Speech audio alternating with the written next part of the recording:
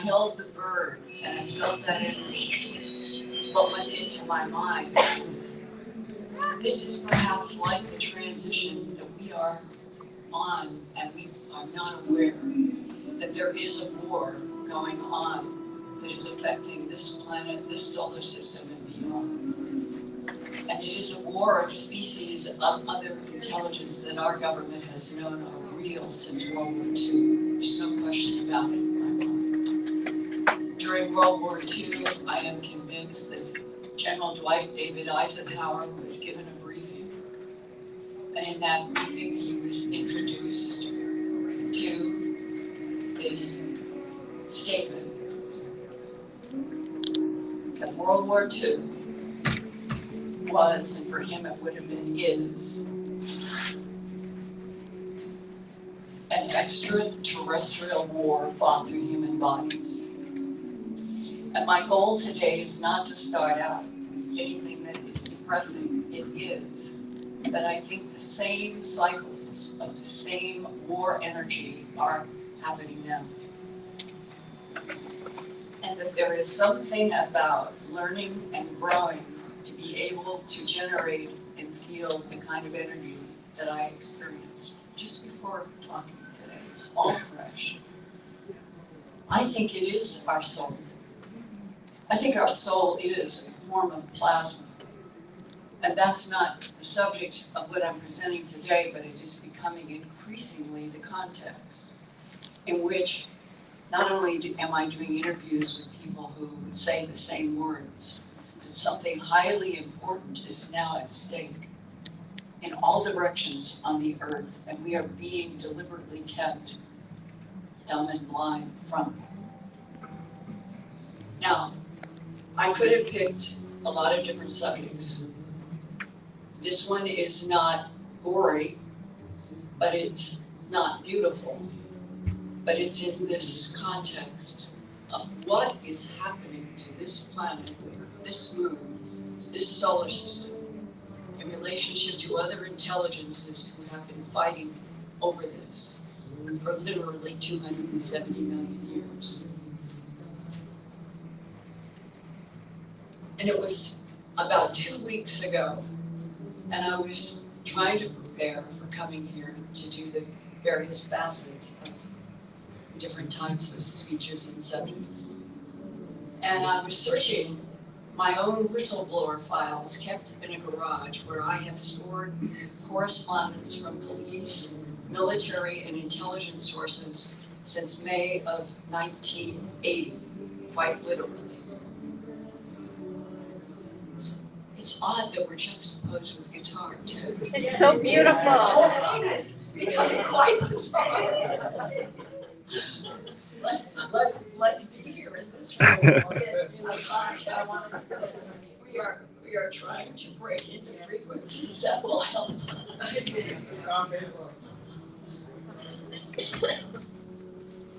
It was in May of 1980.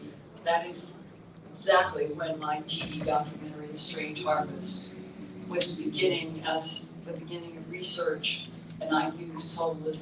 And it became my broadcast that is now famous on the Denver, Colorado CBS station about bloodless, trackless animal mutilations in the United States and around the world. And in my TV interviews, I talked with so many deputy sheriffs, veterinarians, and ranchers. And it was the repetition of what they kept telling me that was grounding me in the fall of 1979.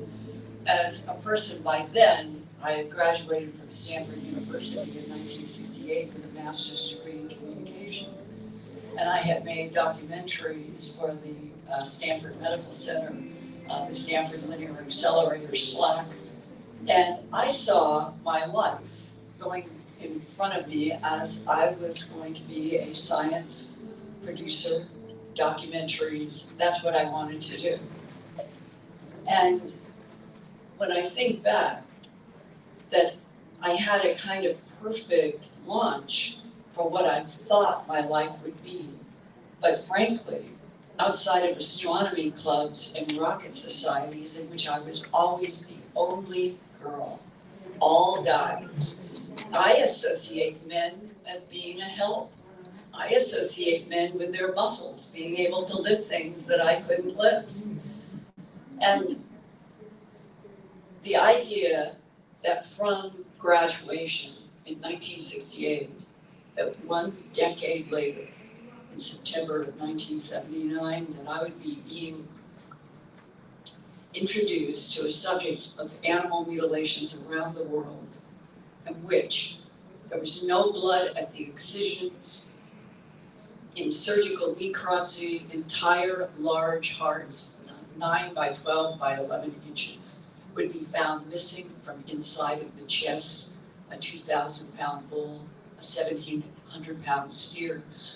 And I got to talk with the sheriffs, and I got to talk with the veterinarians who had gone through this, and how shocked they were upon opening the chest of an animal in which the entire heart is gone.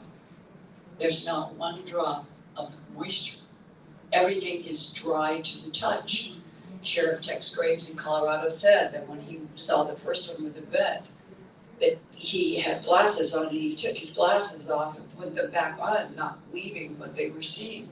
And that the veterinarian said, "Don't call me out on another one of these again. I have no explanation." Well, that became a kind of mantra through those years of the frustration of law enforcement and veterinarians. And fortunately, I was able to work with really down-to-earth sheriffs, but especially Dr. John Alschuler, who had his own very fine and much awarded pathology laboratory in Denver. And I was able to work with him and still remember him saying, whatever is happening, there is an extraction. It must be at a molecular level.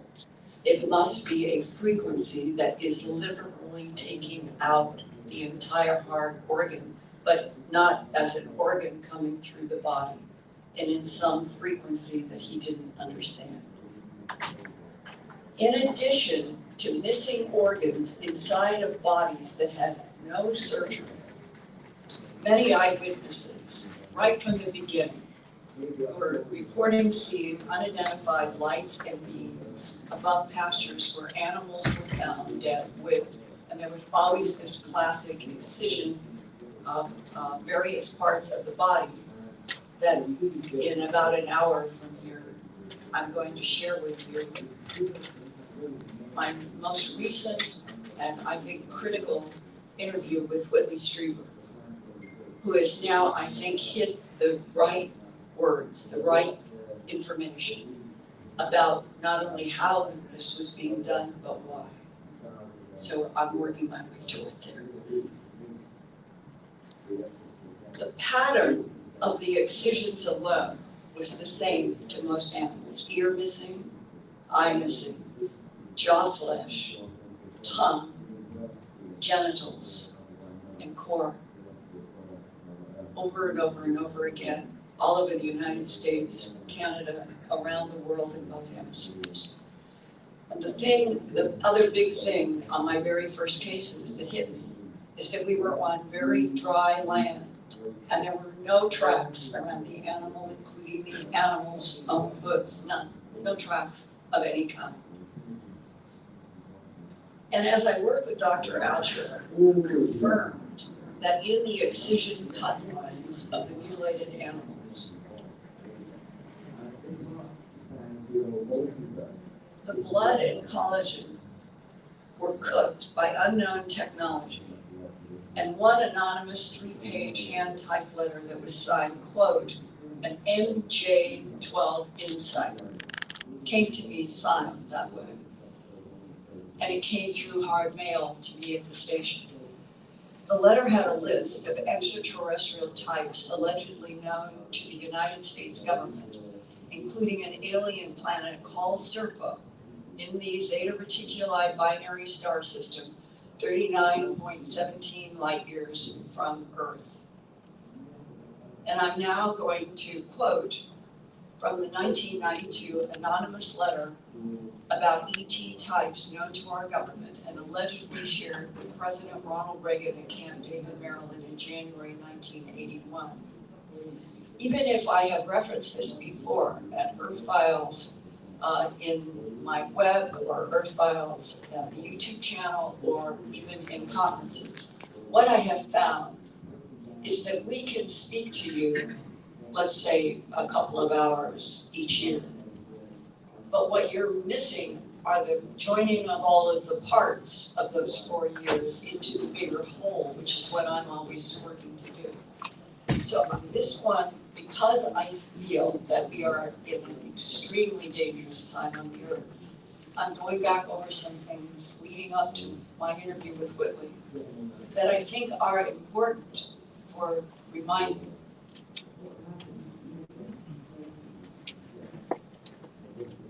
This highly classified briefing with President Ronald Reagan was eventually made public by the release of the so-called SERPO material detailing a U.S. space program working with gray ETs in the Zeta Reticuli solar system that's about 40 light years from Earth. This is the text that I found in this very old file cabinet that I had going back to May of 1980. And I found it just a couple of months ago. Quote, these aliens are described as 3 to 4 feet tall. This is 1980 coming to me. This is before I knew anything about the Ronald Reagan briefing.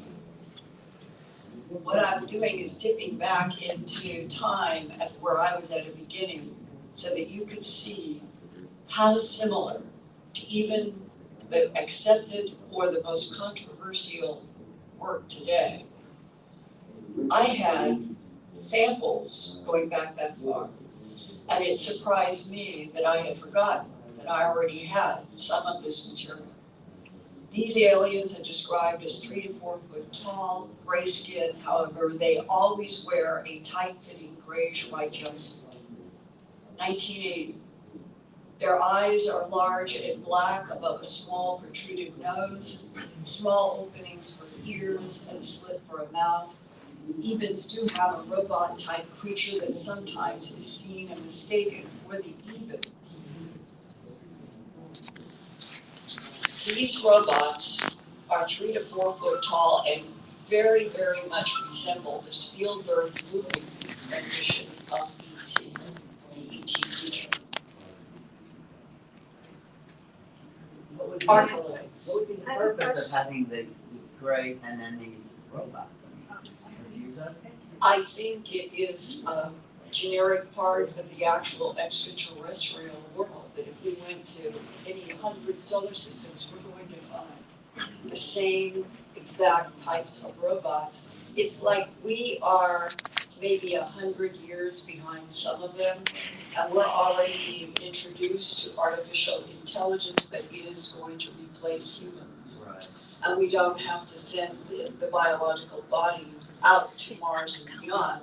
We send our AI dolls, and they will do that work and report back, and we will go when something has been discovered. That's the way it's been outlined to me, and that maybe it's not meaningful to you all, but the idea that I found files dated 1980 that had the material that didn't come out in this world until approximately the last 10 to 15 years. It just really got me. I didn't know what I had. None of us know and understand that there's a lot of truth that is being reported. But until we have the government of the United States and its allies stand up in front of a satellite feed and say, this is real, we are caught in this bizarre twilight zone of the guitar singer next door. And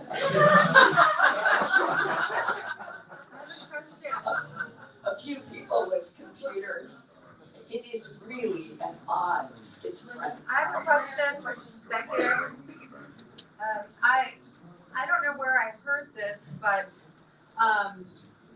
well, there's also been reports of people who've been abducted and then being taken back and shown their children, which are like hybrid of the even and humans.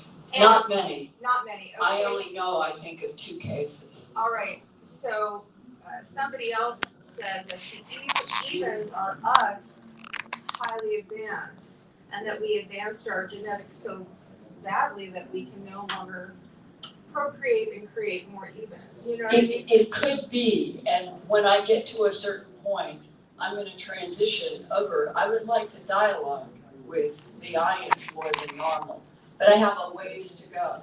And then when I get to that point, let's all talk about You that. had a question? Hi. Well, I'm gonna insert some frequencies, and then you guys, I'm open to all questions. Okay. All right. But I have a question. Okay. You sit in the back of the room. Listen, Linda, thank you. Give her a round of applause.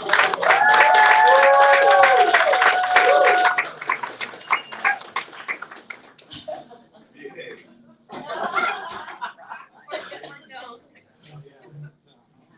He will run the universe.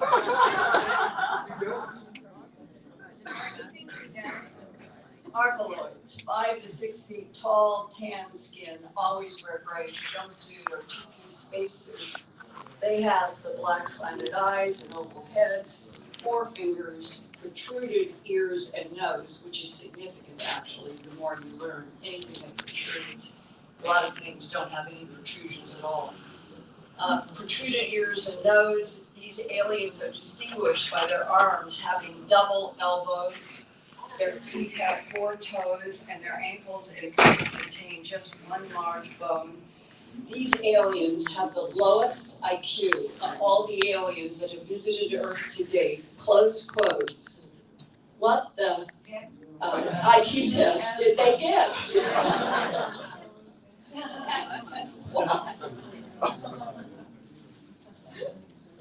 Quadroloids. These genetically engineered creatures come in 2 types, insect and humanoid. The insect types are praying mantis-looking creatures. The humanoid types are the MIB type. And they take on the appearance of humans, which I understand absolutely this happens, and our government finally caught on to it about 35 years ago. Ironically, these genetically engineered creatures have a higher IQ than their creators. Again, how and why are they getting into IQ tests on extraterrestrials? That's literally from this document. Hepaloids, 4 to 5 feet aliens, light gray skin tone, large black eyes, double opening lids, 2 openings for the nose, small opening for the ears, head appears proportionally larger than the body, 4 fingers and toes, and unisex. In 1950, EBA #1, extraterrestrial biological entity, told us a great deal about our own solar system and about the universe. Mars did support life. The planet contained only animal-like creatures, similar to our dinosaurs. They lasted a few million years before they died of radiation exposure, which might be from the John Brandenburg hypothesis that there has been the equivalent of 2 hydrogen bomb explosions in the northern hemisphere of Mars in the Cydonia region. And I know for a fact that John's work was asked by a NASA scientist to read, and that they have had a dialogue. So even if NASA is not jumping up and down and saying John Brandenburg, PhD physicist, is right, which they never do, they are working and asking him for various collaborations, which I think refutes the idea that NASA says that John is off the map. He's not. He's right on what happened historically. The dinosaur-like creatures on Mars lasted a few million years before they died of radiation exposure, probably from the 2 hydrogen bombs of source. That's the big question. Now, Neptune contains an ancient alien base, allegedly now. Even forefathers built a base on Neptune to explore our solar system 10,000 years ago. More file history from that file cabinet. Many aliens have used our moon as a base to explore Earth. In 1908, an alien spacecraft exploded 8 kilometers above Tunguska in the Soviet Siberia. It was an even craft. An antimatter pod was accidentally ejected into our atmosphere, which resulted in a nuclear explosion equivalent to a 1 megaton thermonuclear blast, and that's what took down that swath in the Tunguska. But what was it? Was it a war? That's the question mark that I have seen several documents asking that same question. Was it a war? And if it wasn't a war, what was it and with whom? More file history. In 1922, an Eben craft landed near Roswell, New Mexico, and left 2 robots to explore the desert area. In 1928, the Ebens returned and retrieved the robots. During World War II, Ebens conducted thousands of reconnaissance flights over Europe and the Far East. However, they did not interfere in the conflict. During the last 2,000 years that the Ebens have been exploring Earth, they have lost 25 spacecraft across this planet. Only 20 have been recovered by the Eben, and we in the United States have recovered 3 of those. In 1992, when the anonymous letter was sent to me that I've been quoting from you from 1980, it was 12 years after A Strange Harvest was first broadcast, and by then, more and more animal mutilations around the world have been reported and persisted into this recent year of 2024. Back in 1968, the year I graduated from Stanford University with a master's degree in communication producing documentary films, one of my productions was for the Stanford Medical Center, and another was a film for my master's degree about the Stanford National Accelerator Laboratory, also known as SLAC. Physicists were using SLAC at that time to study neutrinos, the subatomic particles that permeate our universe traveling at the speed of light. And yet, strangely, neutrinos barely interact with the matter, world, and cosmos at all. Neutrinos easily pass through Earth near the speed of light, provoking some scientists to call them mysterious and ghost particles. There are so many altogether in this universe that modern physicists hypothesize that neutrinos might be the key to communicating with aliens and, quote, might change the course of galaxies and are the most mysterious known particles in this universe. So science and medical productions are where I began and evolved as a news reporter, first at KNBC TV in Los Angeles. I also had married one of my Stanford classmates, Larry Howe, and he also went to work as a documentary producer in Los Angeles, both of us out of Stanford. By the spring of 1975, I gave birth to our daughter, Laura, and in that summer, we moved to Boston so Larry could work on an MBA degree at Harvard University. And I was hired at the Boston ABC affiliate, WCVB, to produce a weekly medical program entitled House Call that received the Station Peabody Award. By 1976, Larry had earned an MBA and was hired by Time Inc. to join their new cable TV division based in Denver, Colorado. And Denver's CBS station, KMGH-TV, already knew about my Boston medical and science productions when the general manager called me in Boston and said, I don't know why I should purchase the series when I would like to have the producer work for us here in Denver. And so we end up as a family going to Denver, Colorado.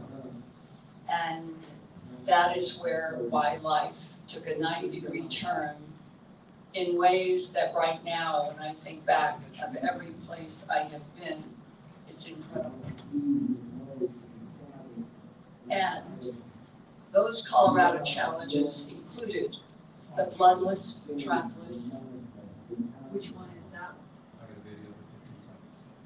I got a 15-second video. Can we meet after? Sure. Okay. What do you think? Sorry. Well, Oh, yeah, yeah, for sure. let's do it after. Take afterwards, please. Thank you. Sorry. So I am now in Colorado, and my job is to produce documentaries and a very large live audience with the governor of Colorado, with the director of the CIA. I did a whole lot of programs. And I think it bring it up because I didn't realize where my life would be between 1976 and September of 1979, only 3 years. And I went from what I'm describing to you now to bloodless, trackless animal mutilations, extraterrestrials and beyond.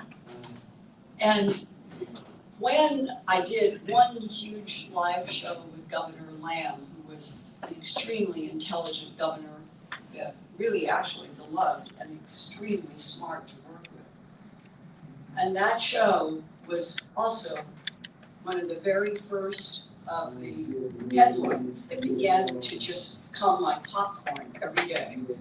Weird, mysterious killing of cattle grazing, close quote.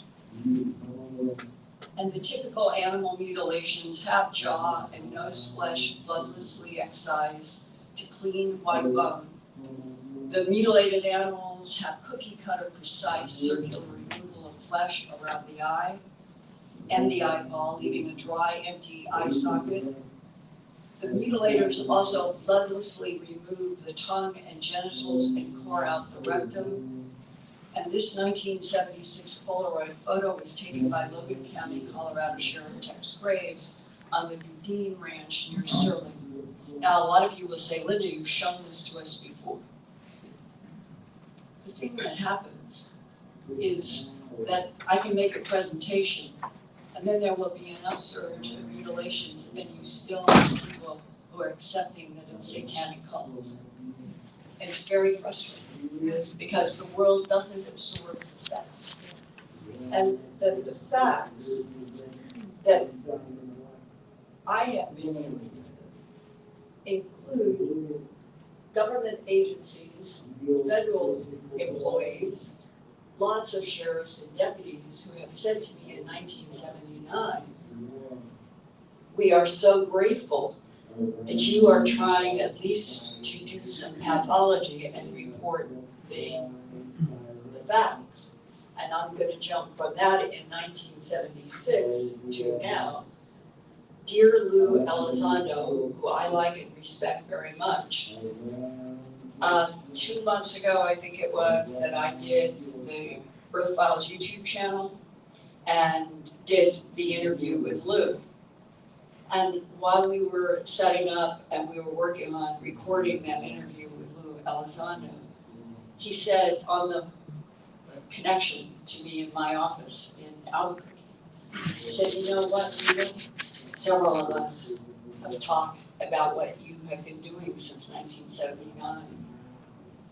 And he said, you know, we are convinced if you hadn't taken on animal mutilations the way you did, we wouldn't be where we are today.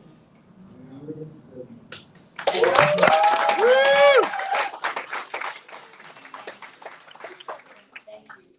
It's the idea that it is so difficult to get anything seriously done in the evidentiary aspect of investigating this program, which is why I am repeating things that you would have heard, but I think that the time is now to remind. In this strange multi-dimensional world that we are in right now. This Weld County, Colorado 300-pound calf was found September 9th, 1982, with a circular excision of right eye, jaw flesh, tongue, and windpipe without blood or tracks. The eerie precision excisions haunted law enforcement. This pregnant 6-year-old cow was alive and well at noon, but by 6 p.m. the white-bellied cow was found dead and its udder cut in half without any blood internally or on the clean white hair of the pregnant cow's large belly. How do you do that?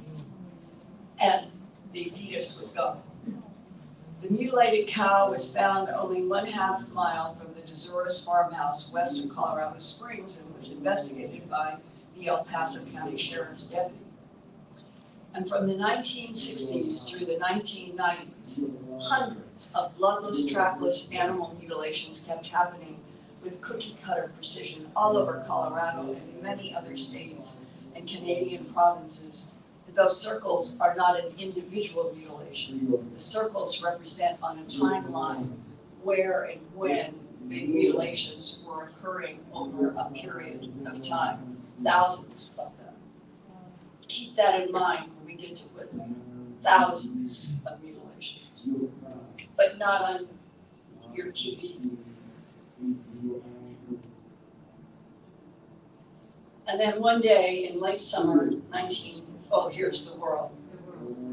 Yeah, and that gives you a sense of the global map of the geographic extent around the world that includes Europe, Mexico, South America, even Australia, where kangaroos have been found repeatedly with the exact same bloodless, trackless 16 kangaroos. And then one day in late summer 1979 in Denver, during a lunch break with my filmer, the audio man, Mark O'Kane, told me he had just come off a shoot for a new ABC TV network news program called 2020. Mark said he and the production crew had also been in Colorado, where mutilated cattle were found with very clean excisions of their ear, eye, tongue, jaw flesh, genitals, rectums, and necropsies, and the missing hearts, but no surgical incisions, all without any internal bleeding in any of them, and not even tracks on the dusty ground. And Mark said, Linda, the weirdest of all is I made sure every night our battery belts for the camera and the Nagra audio were recharging. But in the morning after we walked into a field to film a mutilated animal, the battery belts lost their power. When we walked away from the dead mutilated cow, the battery belts would come back on again. We couldn't figure it out. So I wanted to learn more, and I called the 2020 brand new news program office in New York City, produced by ABC's Roone Arledge. And I talked to him personally, and he confirmed that the battery belts that they were trying to use for the ABC 2020 production on this new phenomenon of bloodless, trackless animal mutilations, they, quote, kept losing battery charge near the mutilated animals. And he said they had decided to shelve the production and go on to another story. And I said to him, well, how much did you shoot? Because I was working in exactly the same thing, 16 millimeter, Nagra, and Fulco. And he said 135,000 feet. That is a hell of a lot. That's over $1,000 on a story. So, you trashed it? Yeah. We're in the business of news and we couldn't get a hard answer. That was my discussion with Roone Arledge 2020, ABC. Well, that was it for me. I wanted so badly to find out what was interfering with those battery belts. And then the Denver Post and the Rocky Mountain News reported new bloodless, trackless animal mutilations in Colorado right after we had this, the dinner and the meeting and then talking with him on the phone. And I learned Sheriff Tex Graves in Logan County on the Colorado-Wyoming border had been investigating bloodless, trackless animal mutilations for nearly a decade.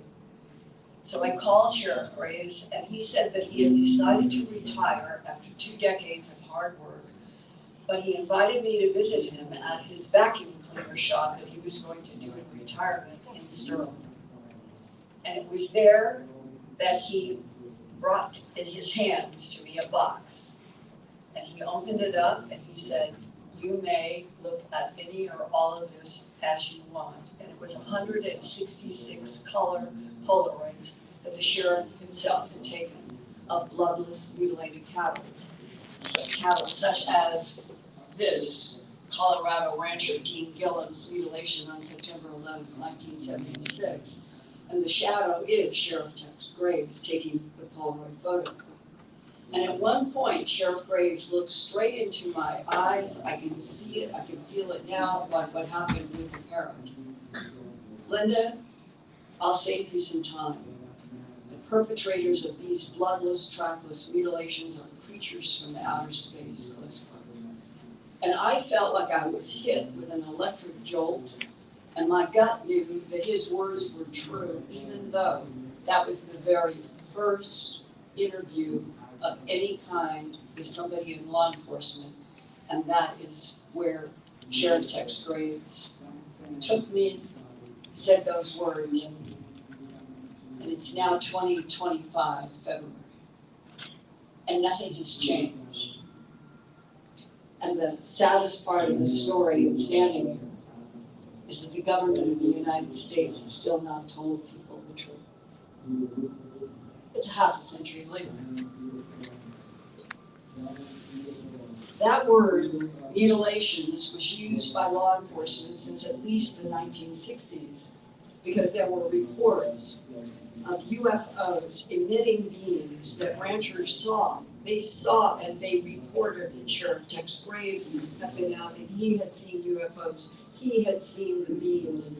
Some of the ranchers saw the cattle going right up in the beams. All of this was happening, but was it reported on national news? No. Was it reported around the states?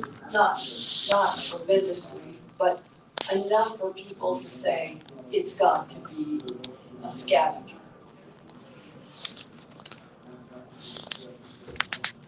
Now, the growing body of forensic evidence and human eyewitnesses around the world indicated exotic technologies were at work, not some range coyote. And that enough people were seeing these beings with full animals going up, and a lot of that included Brazil and South America. And some people saw the cow actually lowered back down into the pasture, even if they watched it go up, they saw the cow being put down. And then they waited until the morning in the sun, and they went out to where they saw the beam, and there was a dead and mutilated animal of theirs. But remembering back, I'm trying to do everything medically. I'm trying to do everything as I had been trained from the University of Colorado and Stanford and the work I did in television and reporting. And the problem was, so few people would stand up in front of a camera and talk. Maybe 1 in 750. I mean, it was, you were slogging to get evidence, and the pathology evidence is probably my strongest contribution. But it is strange when I know that extraterrestrials are the perpetrators of worldwide animal mutilations and have been for decades. And we're still in a world in which people will choose denial. Now, I don't want to go hear anything about animal mutilations, and yet, as Lou Elizondo said so kindly, without the, I'm going to say, the medical investigations that have been done by myself and veterinarians and others, it's hard and evidentiary and it holds up in a court of law. And that is why I have persisted to this day and find myself juxtaposed with this strange music. Nothing changed. Well, was it alien experimentation or cruelty? It made me nervous about the true intent of the non-human intelligences behind the worldwide animal mutilations. A few people in the human abduction syndrome have suggested that the mutilations relate to a survival problem by at least some of the non-human types known as biological greys. They have created the smaller gray artificial intelligences, the artificial AI dolls, that do so much work for the biological greys. Some military and aerospace whistleblowers have implied to me that if we humans understood the bigger extraterrestrial picture, we might even have some compassion for those doing the mutilations to survive. And that was also discussed in a recent January 2025 interview that I did for my Earth Files YouTube channel broadcast with abductee, author, colleague, Whitney Street. Why do you think that bloodless, trackless animal mutilations showed up in 2019, right before COVID came? And that same rancher has called me in just the last 2 weeks and says he's got drones that are coming over his ranch down in the western corner of Nebraska, just like it was in 2019. And he is now very worried that he's going to start seeing bloodless, trackless animal mutilations again on his ranch. Okay, let's get into this. The little gray people, two of whom we dissected at Fort Detrick in Maryland some years ago, were found to have a form of copper in their bones instead of bone marrow. Now, to understand why this is, we have to understand what they do, and I'll get into why this is related to cattle mutilations. When they're in one of these craft, with a high-intensity magnetic field, this copper is not magnetically sensitive, but in a high-intensity magnetic field, it generates heat. It generates enough heat in these bodies to keep the bodies functional while they are in an outer space environment, which is extremely cold, absolute zero. And that's why they have the copper. And these are not born creatures, these are biological robots, biomechanical robots. Now, they have very high metabolic needs because of their brains. Their brains have 4 quadrants in their brains. We have 2. That does not mean they're smarter than us. It means they function differently. Their brains are about 20% larger than ours. And they require a lot of metabolic support, which means they have to have high protein content, high sugar content, and in this case, because of the copper that is in their bones, high copper content. On Earth, there is 2 animals that have blood and organs that would make a good food source for someone with those needs. They are cattle and they are us. You and I both know there have been occasional human mutilations that have taken place. Right. They're rare, thank God, because these people are not here to have a fight with us. Unfortunately, that's not common. What is common, and it's actually more common than you think, because it happens all over the world, but most doesn't get reported, I would assume. They will extract blood and all the relevant needs that are generally organ meat and highly blood-rich tissue like lips and eyelids and stuff like that from these bodies. And they do it with a type of, it's not a laser, plasma knife would be the best way to describe it. That's why these cuts are so perfect. And they do not touch the ground. They are levitating when they do this, and that's why there's no tracks. And they do this, it's their food source. Yeah, and one important historic insert here. I started the investigation in September of 1979 and didn't have anybody who was in pathology willing to work with me until 4 to 5 years later. and that was Dr. John Altshuler, who had a lab, and he had seen some of these animals because he knew a rancher, and he ended up contacting me.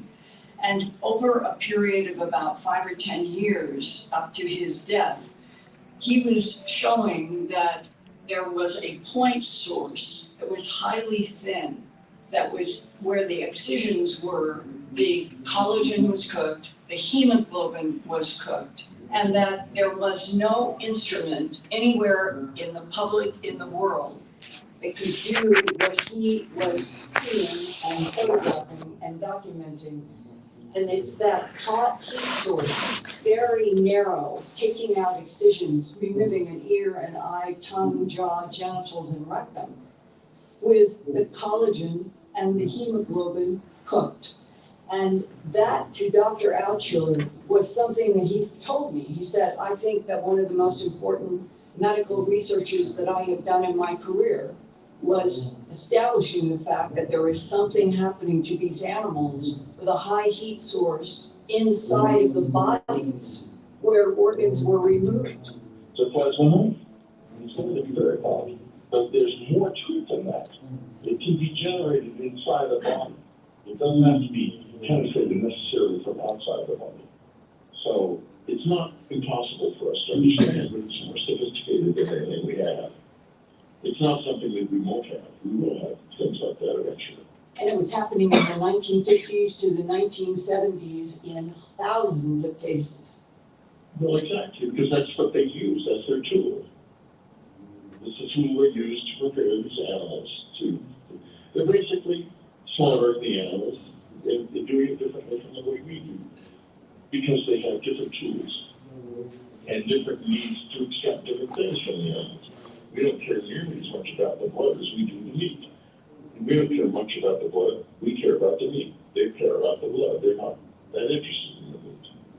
And they're interested in the parts of the body where there's a lot of sugars collected and carbohydrates collected, and that means certain organs, and that's what they will take. They're literally doing their slaughters out in the fields instead of in the slaughterhouse, because they don't have any slaughterhouses.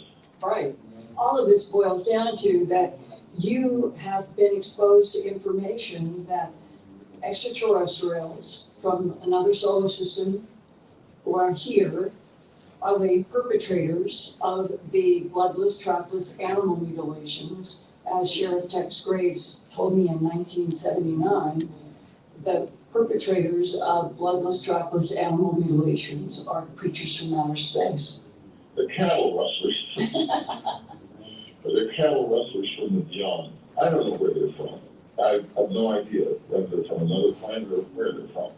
You established data with all those cattle manipulations you were saying. Yes, I've filled books and documentaries. Data point is one thing.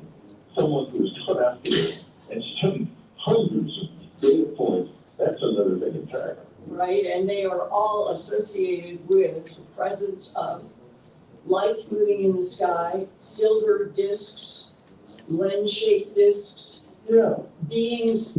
that's what the Aboriginal race use. That's their equipment. People who are in remote viewing for the CIA and the NSA, they have determined that mutilations are being done by extraterrestrials from somewhere else in the universe. Exactly. I can show you how they would have the nutritional needs that support the conclusion that they are the ones who are doing the mutilations. Right. They would have the motive.